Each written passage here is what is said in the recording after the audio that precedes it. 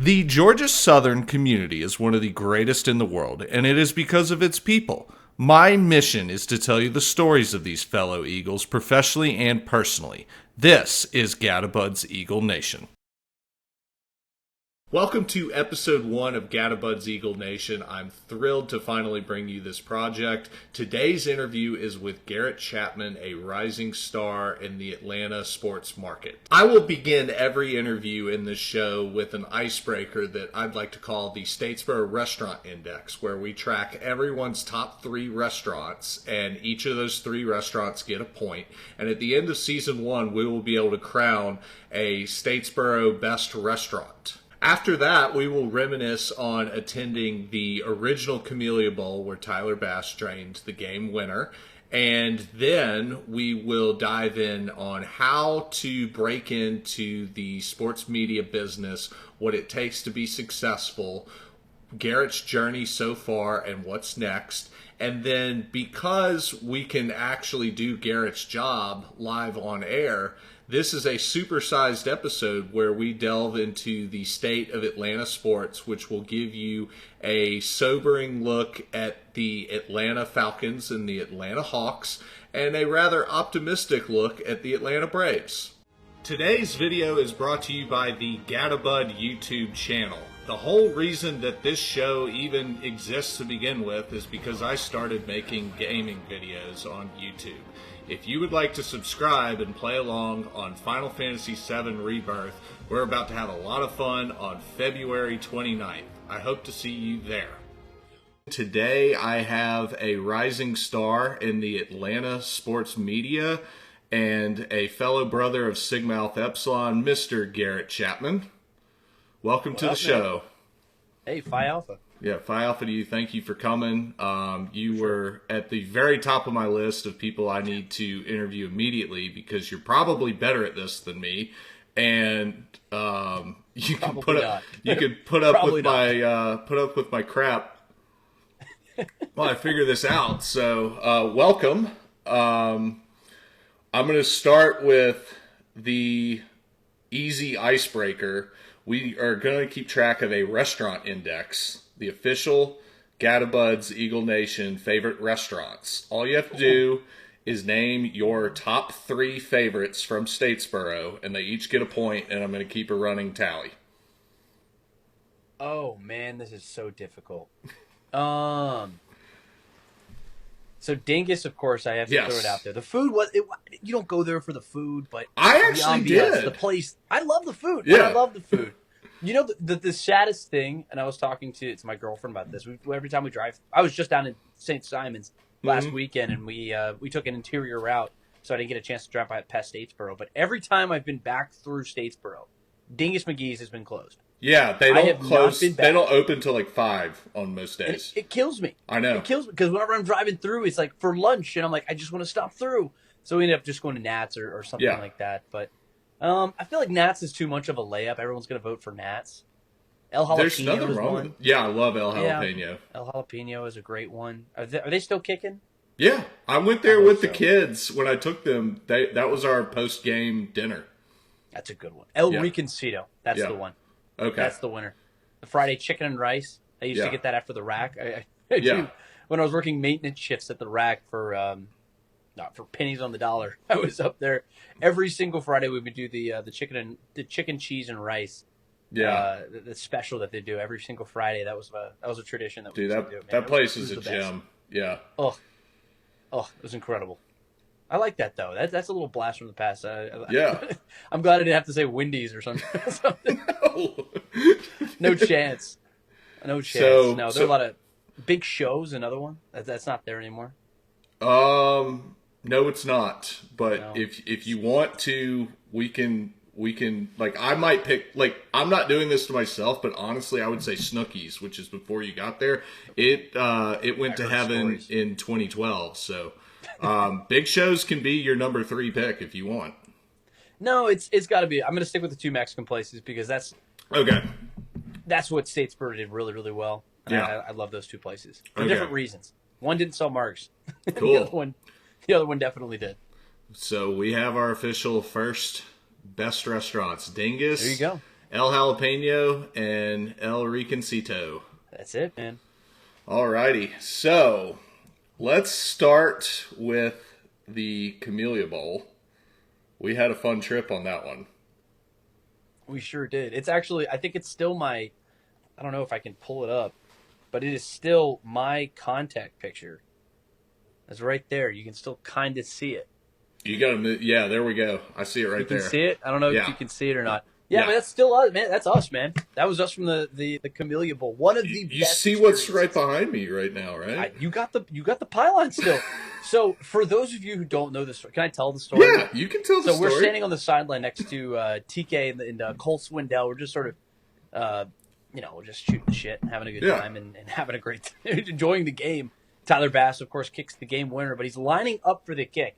And Bud just looks over at me. He says, "You know what? If he makes this kick, I'm still in that pylon, and I'm just taking it." And I'm like, "Okay, do what you got to do, man." And the kick goes through, and I'm back. I'm celebrating. I got my arms up in the air, and I see this man just go boom, full, like I'm saying, dead sprint, scooped it up like a baby. That thing did not leave his side. Not a single person asked you about it either. Not a soul. You just were walking around with that damn thing, and no one said a word. And it was to the point. Where I'm like, "Why? Now I gotta get something, man." I remember you getting those banners. Do you still have them? I got the big old banner that's too big. I had it in my bedroom for the longest time. Yeah. But it is so gaudy and massive. I still have it. I think it's in my closet. It's like rolled up real tight. It's somewhere because I'll figure out something to do with it. You know what? One of these days you're gonna have a bigger man cave. Like exactly. The flags right here, you can't see it on the screen, but those stayed in a storage bin for years. The ones that y'all autographed at my wedding, and now they're hanging right up there. So, I love it. I love it. No, that was a great game. That was such a fun game. One of my other takeaways from that game, I remember standing on the sideline with you, and there was a defensive end. Do you remember this guy? A defensive end who was just wreaking havoc on us all game long. Yeah. And I remember looking over it was Max Crosby. That man's going to be playing on Sundays, and he's going to be a beast. That guy was Max Crosby. Yes, we survived Max Crosby. But I distinctly remember, like, there's some things when you watch certain guys play, they're like, "No, that guy's different. That guy's just different." And Max Crosby, it was Tyler Bass and Max Crosby. Those are your two. Yeah. Those are your two big dogs in the NFL now. Yeah. I'm sure we have some more. I think there are a couple more guys out on that field who are playing on Sundays still. But those two are unbelievable. Man, that's crazy. And you're showing already why you were the professional. I think it was just a lucky guess. Yeah. Just a lucky guess. So it's a good segue though. When did you know that you wanted to get into sports media? So that's the funniest thing is I've always loved sports. I mean, anybody who's ever known me, and you can attest to this too, from the day you probably met me, I probably wouldn't shut up about it. I've been a sports nut, and I knew I wanted to do something in and around sports. I didn't know what it was going to be yet, and it wasn't until a friend of mine introduced me to WVGS 91.9 The Buzz at Georgia Southern University, the student radio station.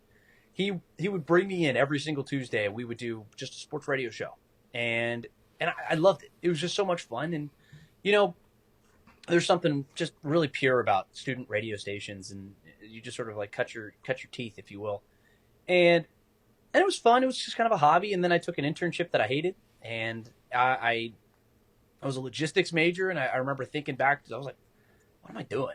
I mean, this is not what I want to do. It's not what I want to be. And I'd kind of lied to myself about it for a very long time. And then eventually I just said, screw it, and jumped in. And you got to go in head first. And it's tons of fun. It's a lot of work, but I wouldn't change it for a second. I know, and you're doing a great job. You're wearing many hats right now. What are they? All right, so where should I start? Just at the station? Should we start there? Yeah. So, of course, I work for Sports Radio 92.9 The Game in Atlanta. It's the flagship of the Atlanta Hawks, the Atlanta Falcons, and Atlanta United. Used to be Georgia State, but thank God we don't have to deal with that anymore. But I do a lot of things over there at the station. I'm the studio host of Atlanta United. We got our first match coming up on Saturday. We just finished up the preseason.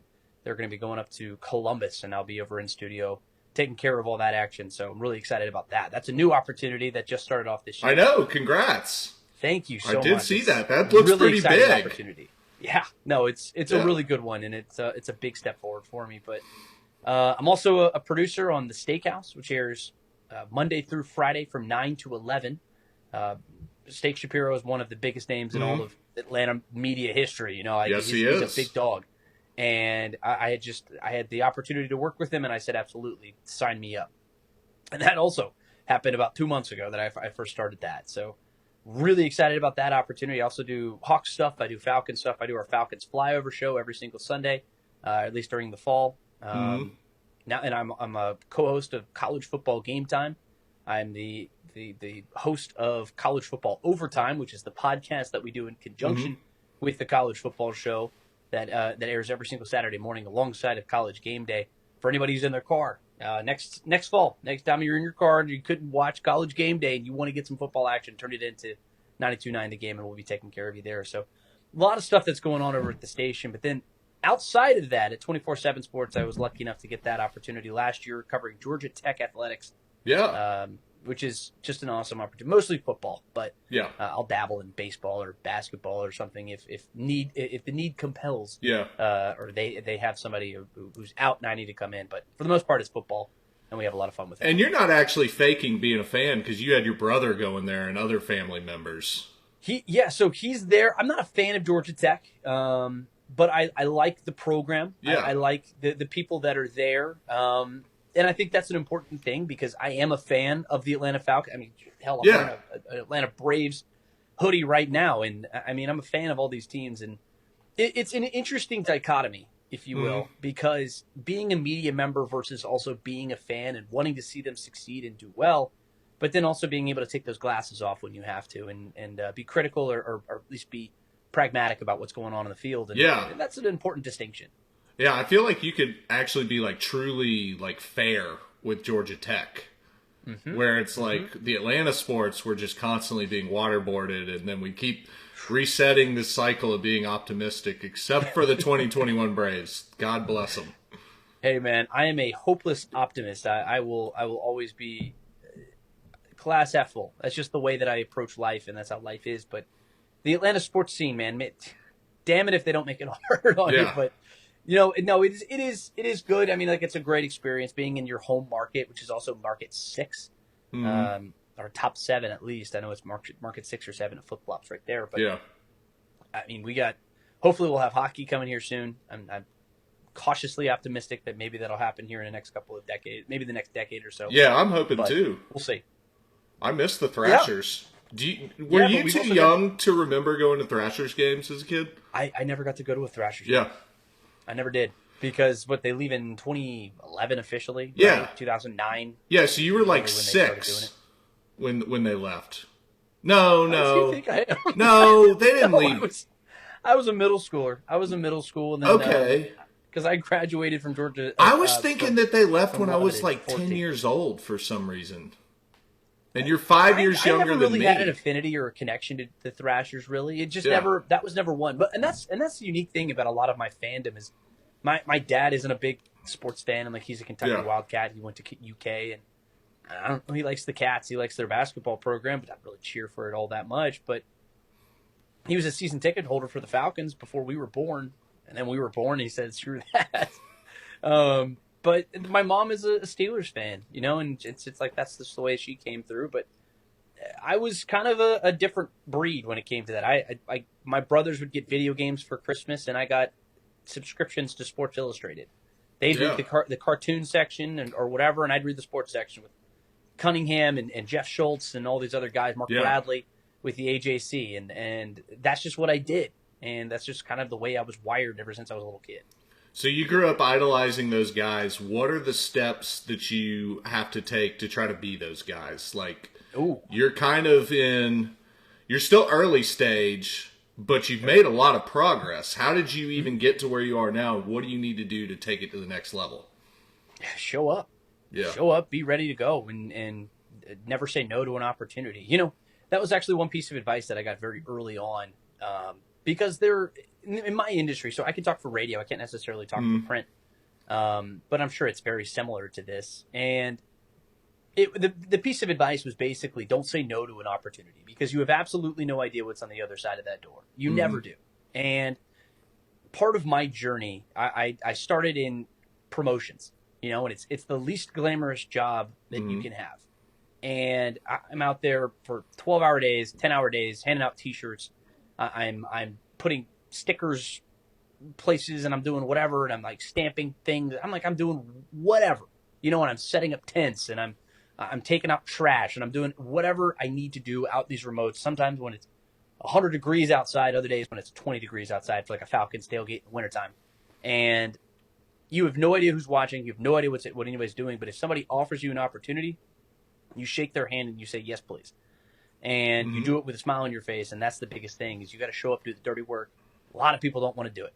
And you know what? That's the thing that kind of kept me employed and kept me building and growing and doing bigger things in this industry. And somebody's always watching. And everybody who I was working with, they all said that they wanted to be in this industry. They all said that they wanted to do those things. And they didn't always want to show up on a Saturday morning at 5 o'clock in the morning if you have to show up for an early shift. They didn't want to do it. Yeah. So they'd say, well, or they'd be late, or maybe they'll show up and they'll just stand around with their arms crossed and like just looking all pissed off. And then the boss shows up. You don't notice that he's there, and he's peeking over the curtain and seeing who's doing what. And they notice that shit. They notice all of that. Everyone's always watching. Somebody's always watching. And I was able to do that, and I made good relationships, and I build up. So there are some things that, like the Atlanta United gig is also another example of saying yes to something that I love Atlanta United. I'm a season ticket holder, but I'm just a fan, and I don't know a whole lot. And I know I'm fortunate enough to know people who know stuff. Yeah. So I would just go to them for my opinions, and I would talk to them and be more informed. Now I have to be that guy. And so far that has opened up so many new doors just in the last 2 months that I had absolutely no idea were there. And now we have the World Cup coming to Atlanta in 2026. And I'm like, okay, that's an opportunity that I would not have had if I said no to this opportunity. Just because, like, at first glance, I'm like, oh, I don't want to be in soccer. Like, what are we talking about? Now I'm doing this. That's amazing. It's crazy stuff. Yeah. So do you have like a constant like eye on like the next prize, or is it just about the daily grind right now and doing what you need to do to succeed today?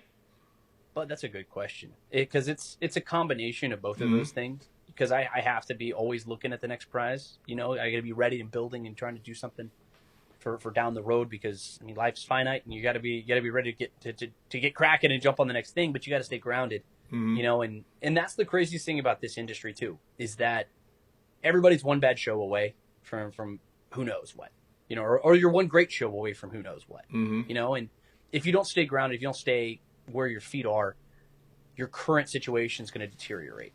So it's absolutely a combination of those two things, and that's absolutely a cop-out answer, but I feel like it's an apt answer, because you know what? If your next show is not your best show, then you're doing something wrong. Like you should always be looking to improve and get better, and you should always be having your eyes like down the road and like what you could be building towards and have a goal or something else. But your day-to-day grind, that's what makes this thing great. Kobe Bryant actually said that. He's like, I'm going to butcher the quote, but it's like, so I'm not going to try to go into the quote, but I'm not going to get into the minutia of it, I guess. But he basically said the glory is in the day-to-day grind. The glory is in when you have to show up early and you don't want to be there. Yeah. When you're there at 5 o'clock in the morning and you got to put up shots, and you're in the gym and you're working out and you're lifting longer than any of your teammates are. You're in there and you're shooting up, putting more shots up than your opponents are. That's where the glory is. That's where the fun is. That's where the dream. That's the dream. It's not winning championships. It's not making the end goal. It's doing the little things every single day. And it sounds kind of lame, but you know what? That's what you got to do. And that's the way you got to go. I was literally writing my monologue for the intro for this show that's like a 60-second thing, and I borrowed the primetime quote, "I'm in love with the process." Woo, like baby. Trying to sum up what GATA actually means beyond get after their asses, because that's not what it actually means. Like it is, but it's not. It's it's so much deeper, and that's what the outsiders of Eagle Nation don't realize, you know? They just think it's some silly acronym. Yeah. But it's us being in love with the process. The process and finding a way to win. The process is everything. Yeah. You know? I mean, this new Tom Brady documentary came out with Bill Belichick and like the dynasty or whatever. And I've only watched a little bit of it so far, but it's, man, you got to be obsessed. Yeah. You got to be obsessed with the process. You got to be obsessed with everything that's going on.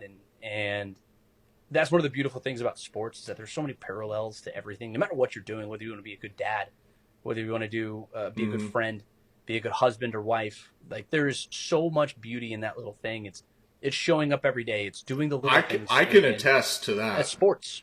That's sports. My wife, so many parallels. Yeah, my wife will say, "Hey, can you change this poop?" And sometimes I don't want to change a poop, but you know what? That's how you stay married, and that's how you stay dad. True. You say yes. You do the little things, and I can certainly relate to that. You know, that's life in a nutshell. Yeah, baby. That's it. Yeah. So that is an awesome, I guess, rise so far. Let's do some quick hitters. Let's do it, baby. We just had the Super Bowl. The Falcons did not blow a 25-point lead because they weren't even spitting distance from the playoffs. How do we fix the Falcons? What is wrong, and how do they get to the playoffs next year? Am I giving you a real answer? Or what kind of answer are we going for here? We're looking forward. How do we have a good year this year? We're not going to rehash this disaster. I don't want to be waterboarded again emotionally. I want solutions. Well, there's no quick fix. Let me tell you that. Let me just be very frank with you there. There's no easy way to the top in the NFL in general. I mean, especially if you don't have a quarterback. So I was one of those fools who bought in to the Desmond Ridder thing. I never thought he was going to be a great quarterback. I never thought he was going to be an elite guy. I never thought he was going to be very good. I just said he could be a 4,000-yard passer who can throw for 25 touchdowns and 8 interceptions, or 20 touchdowns and 10 interceptions, something like that. I don't know. Average. But he was not average. And he deteriorated his entire team. And it sucked, and it led to the demise of who I think was a pretty good coach. Arthur Smith, I think, was a good coach.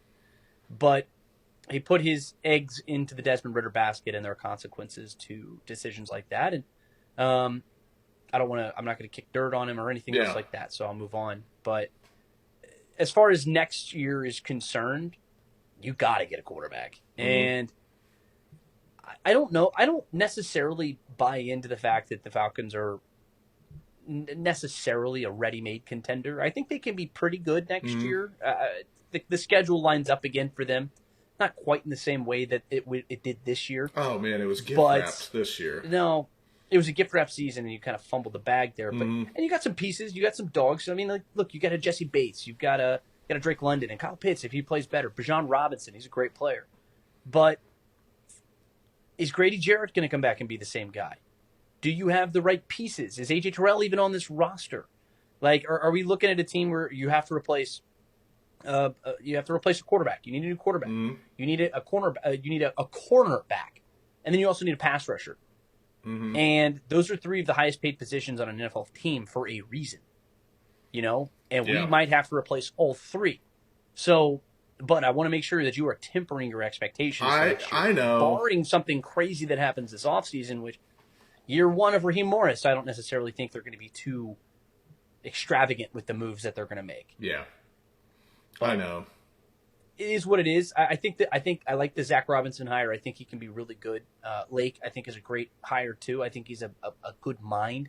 Jimmy Lake is. I don't like the fit of the personnel on defense, and I'm not going to get too bogged down with the minutia, but we had a hybrid 4-3 defensive front, and we're moving into a 3-4 defensive front. We got maybe 2 linebackers. They need at least like 4 or 5 to make that sort of thing work. So we need linebackers. We don't have a good edge rusher on the outside. We need at least 1 or 2 of those. Grady Jarrett, I don't really know how he fits into this new defense.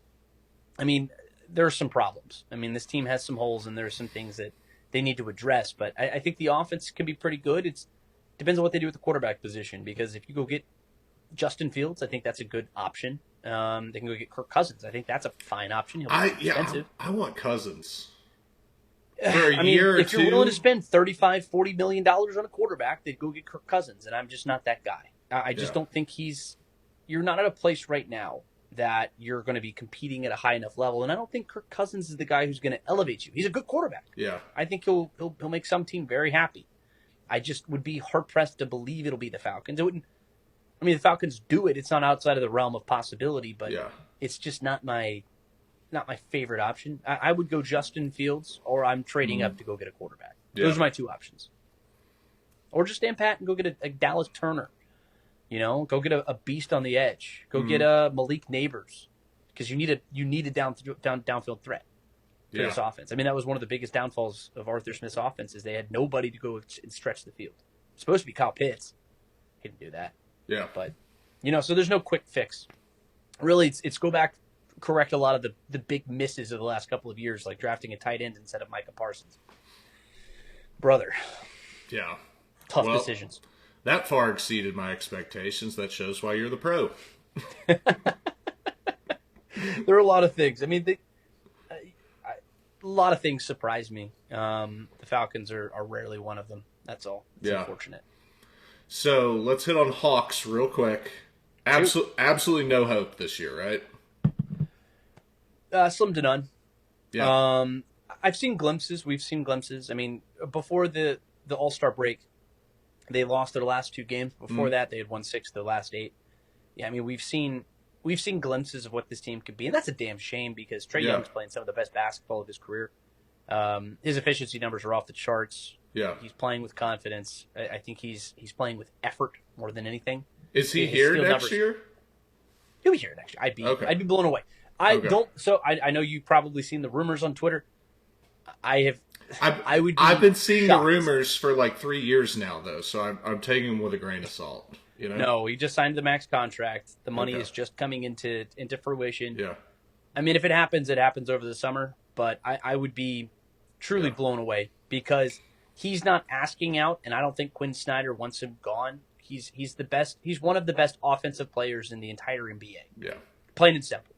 And the thing that a lot of people wanted from him specifically is just effort on defense. And that's what he's giving you this year. And a lot of the national media, a lot of the people who don't watch the Hawks every day like I do, they will say, oh, the guy doesn't play defense. He doesn't do X and that and Y and Z or whatever. Dude was second in the Eastern Conference in steals at one point. Dude's averaging more than a steal and a half per game. And look, he's never going to be a ball stopper. He's never going to be an elite defender. He just never will. It's just his body type just doesn't allow. He's small. He's tiny. Yeah. He's my size. He can stop me. That's no good. I don't know if he could, man. Just go big. But that's the thing, though. It's like he's never going to do that. So it's effort. It's getting active hands. It's moving your feet. It's being active on defense, and he's doing that a lot more this year, because I think he's bought into Quinn Snyder. And it'd be a shame if they move off of him this soon. It's just you're falling victim to your own bad decisions. Having Landry Fields as your general manager, he's a nice guy. I like Landry. He's too green. You saw that when he got fleeced in the DeJounte Murray trade, and thank God he didn't get fleeced a second time, he was looking like he was going to, because that's been an unmitigated disaster. She's taken too long to move off of Clint Capella. It stunted the growth of Onyeka Okongwu at center. Bogey's a beast, but he's coming off the bench, and he's a bench guy, and it's like you can't build a franchise around that.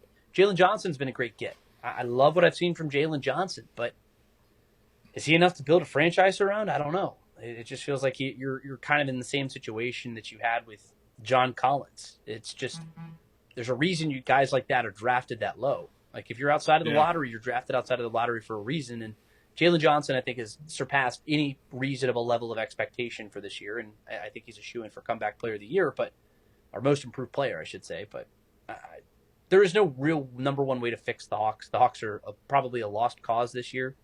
I was kind of hoping they'd go into a soft tank, move off of Clint Capella, move off of some of these guys, and just kind of jump up into the lottery. And just trade the deadline's like right now, isn't it? No, it just passed last week. Yeah.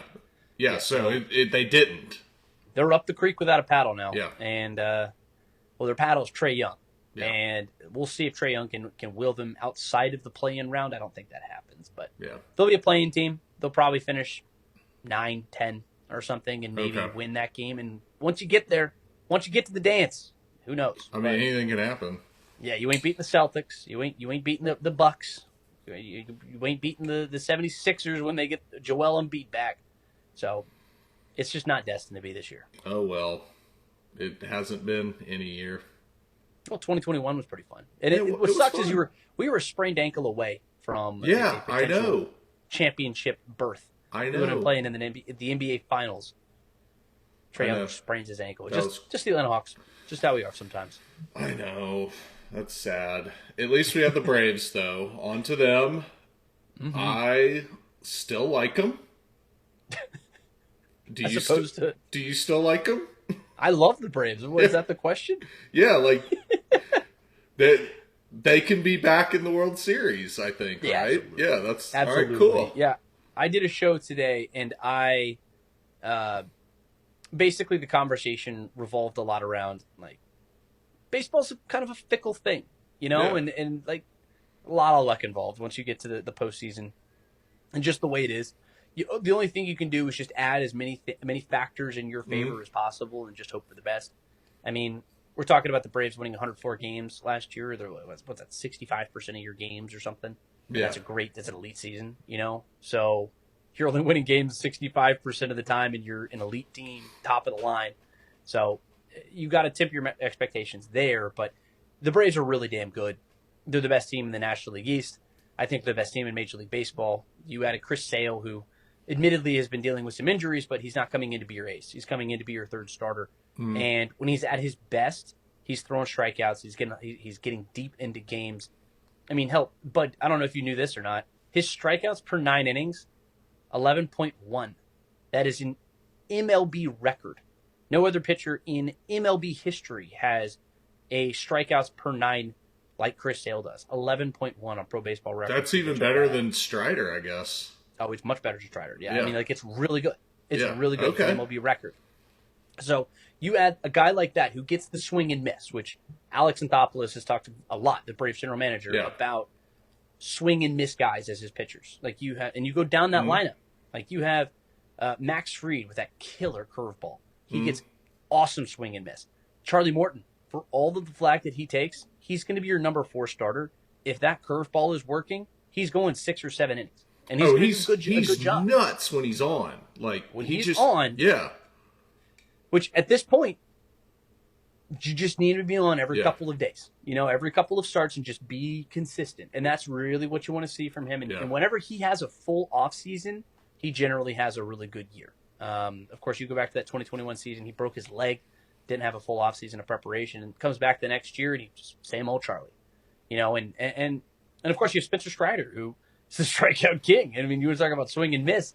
He only has 2 pitches. They're talking about him potentially developing a 3rd pitch down there in spring training. Has something on the books. He was throwing it to Austin Riley today, or Matt Olson, and looks like a different pitch. I've been seeing some of those clips. His thighs look massive. Dude, he's a quad god, man. That's a quad god. He is unbelievable. I got to get on his regimen, man. Yeah, because to be that small and that compact, and he just throws darts, man. It's awesome. Crazy. Awesome watching him play. But that's the rotation. That's just a rotation. Like, that's pretty good. Yeah. Like, that's a top 3 rotation in all of Major League Baseball. The bullpen is also really good. That's the bullpen's top 5 in Major League Baseball. Rafael Iglesias, of course, is the big dog there. And they went out and added a bunch of left-handed pitchers. And we get Matzik back. Matzik is also coming back. So the night shift, it's not going to be the night shift technically, but, they're going to be named whatever they're named. That's what Matzik was saying, or Mentor was saying. Yeah. The other day, he's like, whatever they name us, they'll name us, but we'll be ready to go. But then you have that lineup, which adds Jared Kelenic in left field. Dude, I know. Kelenic. I'm excited. Kelenic was a former top 10 prospect, and he was expected to be the dude in Seattle. He underwhelmed out there. I think he'll come here and do a lot of good things. And that, even if that means just batting 260. Hit maybe 20 home runs, 15, 20 home runs. That'd be fine. That's fine for me. Yeah. Because you don't need him to be something crazy. Did you see where the guy that we traded away to get him is now getting Tommy John? Well, that's just the way it goes. I mean, pitchers, it's almost. I was talking to somebody about this the other day. The pitchers, you almost just go get Tommy John just to get it out of the way. Yeah. Like, if you just do it, just get it over with. Because every pitcher is going to get Tommy John surgery eventually. It seems like Max Fried has his. So this wasn't AA just being a downright schemer and selling high on somebody. No, it's just they probably knew it. They go through all these physicals and everything else. It's impossible to miss all of that. One of the first things they look for is Tommy John stuff. Yeah. They probably saw it. There's it's just run of the mill. Like, Tommy John surgery used to be a death sentence. Yeah. Like, you go back 30 years, you have Tommy John surgery, that might be the end of your career. Yeah. Nowadays, everyone gets it. Yeah. Like, especially, I mean, I know of high schoolers who go and get Tommy John surgery in high school just so they don't have to get stoppage when they get to college and into the pros. Like, if they know that they're going to be a professional pitcher and they have that, like, in their arsenal, if you will, they just go ahead and get a preemptive Tommy John surgery. Dude, that's crazy. Yeah. People, I mean, you committed to your craft, I guess. Yeah. I don't know. I'm not doing that. If I don't have to go under the knife, don't touch me with that damn thing. But people do that all the time. But the lineup is the best in baseball. I mean, of course, you have Shohei Ohtani's a beast, but you were 150 runs better than the Dodgers were last year. You'll be right there with this year, assuming that you don't have serious regression from certain positions like Orlando Arcia and Marcell Ozuna, who had a 100 RBI, 40 home run season. And the lineup is just so deep and it's so good that 5 guys can be on at any given time. 4 guys can be slumping at any given time, but it doesn't matter because anybody can hit, anybody can hurt you. So they're the best team in baseball. They will be again this year, and it's going to be a lot of fun this summer. I know. I'm really hoping. We got to catch a game. Ford likes coming to these. So when I take Ford, it's not hanging out with the boys; it's parenting. Hey, that's my loophole right there. That's one of the best places to do it too. No, so I also cover the Braves. I cover the Braves for the station. So just say the word. Tell me when, man. Tell me when, and I'll be up there. Oh, I know you're there. I mean, back here you've got do you see all these damn things, man? Yeah. All of those are bobbleheads. I do. Look at this guy. It keeps blurring your background. You should have it stay unblurred on your settings or whatever. That's awesome. That's sick. Yeah, that is sick. Somebody offered me $400 for this thing. I probably should have said yes, but it's cutting off. My camera's cutting off my upper row, but above this, I'll just edit it in the video. There's pictures of us with Matt Olson at his casino night. There's a picture of me and Tyler Matzik. And I told him last year at the casino night, I was like, when you went 3 up, 3 down against the Dodgers, like that was like the happiest sports moment of my life. And that's when I knew that the Braves were not going to shit the bed and that we were actually going to win the World Series. And he's just such a humble and chill guy. And he's like, thank you. Like, and I asked him if there was any shot that you're coming back. This was last year. He said maybe in October, but it'd be a stretch. But it sounds like he's ready to go. Yeah, he'll be ready to go. He's rearing. He's chomping at the bit. I guarantee you that. No, that was. I remember I was at a conference, a work conference that I had to be at, and I was in charge. I had a projector. I set up my computer. I put it up on the big screen, and we finished the conference. And I said, if anybody wants to come watch this game with me, you can come. Otherwise, don't bother me. I'm over here and I'm watching this game. And when he stood up there and he fanned, what was it, Albert Pujols, then it was Mookie Betts, and it was who was the third guy that he fanned? I don't know, Will Smith or something like that. But dude, I lost it. And that's when I knew that the Braves were going to go to the World Series. And I know. That was just the best. That was the best moment. You know, because I got emotional after the Braves won the World Series because that's my childhood, man. Those were my guys. And more than the Falcons, more than the Hawks, more than anything, like the Atlanta Braves, I grew up going to baseball games. I mean, we all did. All summer. We all did. Summer. Actually, my mom used to take my older brother and I when we were 4, 5, 6 years old, back when the Braves were playing in the NLCS or going to the World Series and playing teams like the Yankees in the World Series, you know, and we would they'd be at the old Turner Field. And she'd sneak us in, kind of. She would walk us down there, and they would have the big screen where a lot of people could come watch it from outside. And she would go up and like sweet talk the usher or the security guard who's standing right there, just like, oh, look at my boy, they're just little boys, come on, they'll be fine.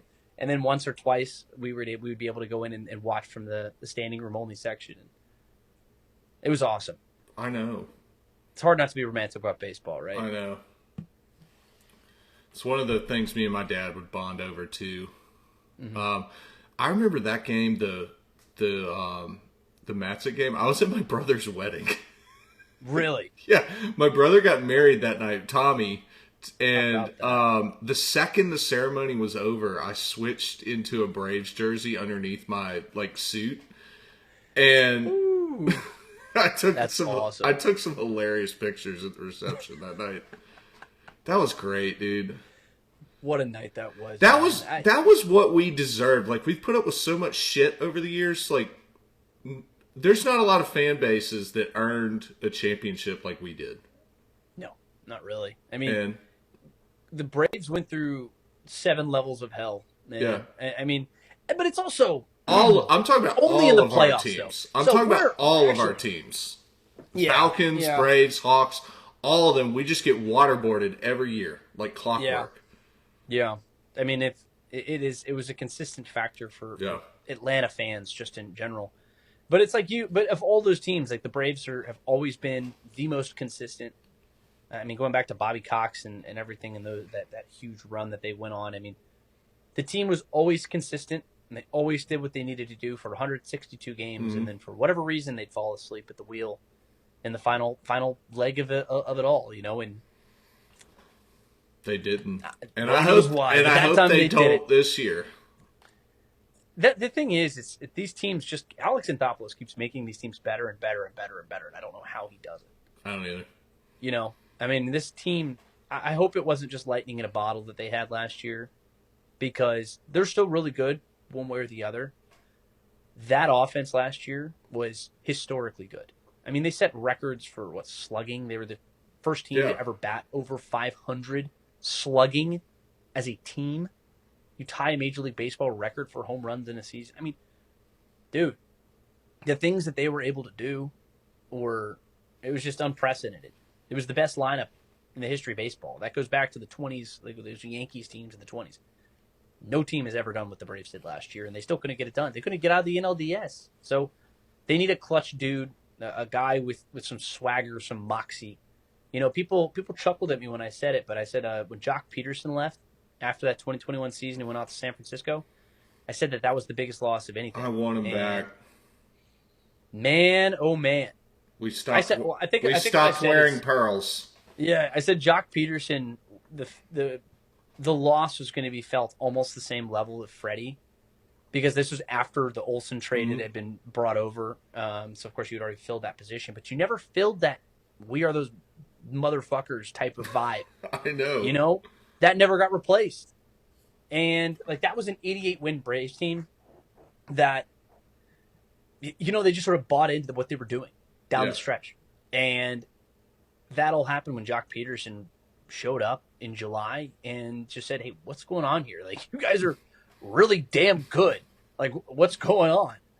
And he sort of flipped that switch in them. And you saw it last year when Bryce Harper stared down Orlando Arcia. Yeah. And not a soul stood up for him. He wore that damn T-shirt into the stadium, and it's like, no one's going to do anything. Yeah. What happened? I mean, the team, what the team needs more than anything is some moxie and some swagger. Yeah. Because they're really damn good for 162 games. But, dude, it's the difference is this when you get to the postseason. I know. It's that. And I wonder if Jared Kelnick can be that guy. I don't know much about him necessarily. I know Chris Sale's a dog. He's a guy who's going to come in and there's no love lost there once he gets once he gets in the heat of the moment. But we'll see. We'll see if they can actually put it all together. I hope they do, because they got some. They've locked this team up for a long time. So hopefully it's there. Yeah.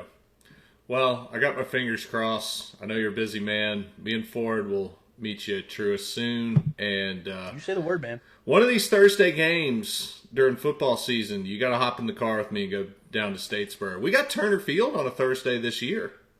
Really? I mean, that's very doable for you. Okay. The schedule's not released yet, but I'm willing to bet that it's going to be the Thursday before Georgia, Florida, like they just did this year.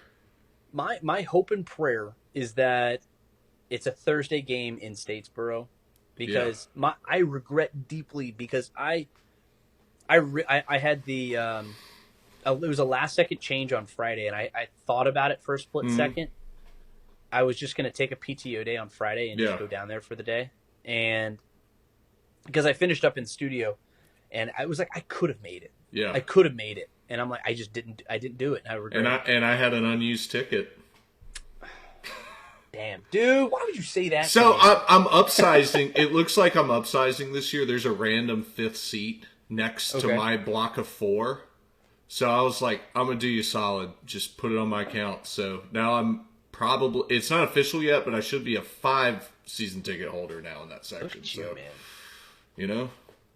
They're going to build a Bud statue one of these days. Right next to Irk. No, I keep saying I just want a stall in Paulson with like my name on it, like the Bud Burris shitter. You know, that's all I want. I'm a humble guy and I like potty jokes. I don't want a statue. I don't need one. I just want a shitter. Yeah, a constant supply of out-of-state toilet paper. Yeah, that's more on brand for me. So that's fantastic. Yeah. Well, I hope it's a Thursday game down in Statesboro, so I can actually come down and come see the boys, come see the house, come do the whole 9. Maybe not the whole 9, maybe half of it. Yeah. Well, you're one of the only guys that has a legitimate excuse for not making it down on a Saturday for the last couple of years, because you're always working, and I respect the hell out of you for it. But you're always invited when you're actually not working for once. So. Oh, I appreciate it. Maybe if there's a night game, that's maybe what I could do. If there's a night game and I just kind of and it's a Georgia Tech bye week, so I can. Yeah. I need some factors to kind of weave their way into this. We'll make it happen. You never know. Maybe an August game. That could also be a lot of fun. Yeah. Who knows? Well, I love you, man. This went great. Let's catch up and do a state of Atlanta. Let's make this like an every year thing. Hell yeah, dude. Yeah. This that. is season 1 of Gatabud's Eagle Nation. There will be season 2. I love it, man. Yeah. No, these are fun. I do bunches of podcasts. I mean, I hope it gave you something. I didn't talk too much. No, this is great. This far exceeded expectations. Good deal, man. I mean, I can talk about Atlanta sports for days, man. This is what I do. This is my brain. This is all I think about. This stuff is. I could have done a whole one of these on just the Braves or just the Hawks or just the Falcons. I do those all the time. So I'm always happy. I'm always happy to help. This is why we're doing this show, because there's people that don't know that you're one of our guys that probably have heard you or whatever, and now that they know, they're going to tune in even harder. Hell yeah, man. Before you got super big and help propel you. That's the point of this show, for us to all come together and support each other, cheer each other on. We got to know who's doing what, because we're doing a lot of great things out there. And I'm really thankful you were my first Eagle Nation guest. So, hey, man, I'll wear it like a badge of honor. Cheers to that. Yeah. Hopefully people actually watch this. And if they don't, screw them. Yeah. That's it, man. I've had shows where tens of thousands of people are watching, listening, whatever. Yeah. And I've had other ones where, but you know what? At the end of the day, you do what you do, and you make a good broadcast, and you do your best with it. That's all you can do. That's all you can control. Control what you can control. Yeah. That's what I always say. Will do. Well, GATA, I love you. Baby. This was Gatabud's Eagle Nation with the rising star in Atlanta media, Garrett Chapman. Thank you very much. Yes, sir.